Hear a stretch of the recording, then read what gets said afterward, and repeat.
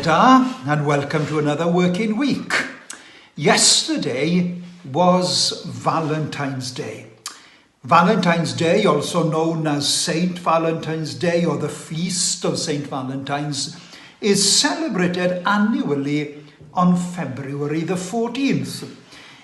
It originated as a Western Christian feast day honouring one or two early Christian martyrs named Saint Valentine, and is recognised as a significant cultural, religious and commercial celebration of romance and love in many regions of our world. There are a number of martyrdom stories associated with various Valentines connected to February the 14th, including an account of the imprisonment of Saint Valentine of Rome for ministering to Christians persecuted under the Roman Empire in the 3rd century. Saint Valentine's Day has been the tradition for which lovers express their affection with greetings and gifts. And no doubt, many of you listening would have received a card, flowers, or chocolates yesterday, and some of you no doubt would have received all three. The book of 1 Corinthians was the first of 2 letters written by Paul to the church at Corinth. Its purpose was to address several issues which plagued the church.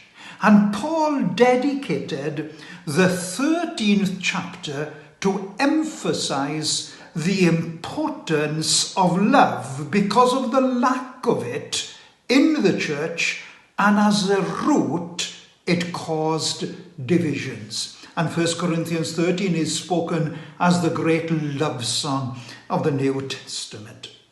At the end of chapter 12, Paul says that love is the most excellent way. So as we celebrated another Valentine's Day yesterday, let us see why love is the most excellent way. Well, first of all, can I suggest to you that love is the root for measuring spiritual maturity. Listen to Paul in verses 1 and 2. If I could speak all the languages of the earth and of angels, but didn't love others, I would only be a noisy gong or clanging cymbal. If I had the gift of prophecy, and if I understood all God's secret plans and possessed all knowledge, and if I had such faith that I could move mountains, but didn't love others, I would be nothing. In our society, people are often measured by their appearance, their position, or their wealth, and they're valued according to these particular things. And sometimes in the church we are guilty of thinking that just because someone is used in the gifts of the Spirit, they are more spiritual or mature than the rest of us. But Paul is clear. Everything minus love equals 0. Everything, including spiritual gifts, minus love equals 0. Secondly, can I suggest that without love, no one will make a lasting impact for the kingdom? Listen to Paul in verse 3. If I gave everything I have to the poor and even sacrificed my body, I could boast about it. But if I didn't love others, I would have gained nothing. Now, Paul is not saying that self-sacrifice is a fruitless deed. He is saying self-sacrifice is useless if not driven by love. Again, Paul is clear. Everything minus love equals 0.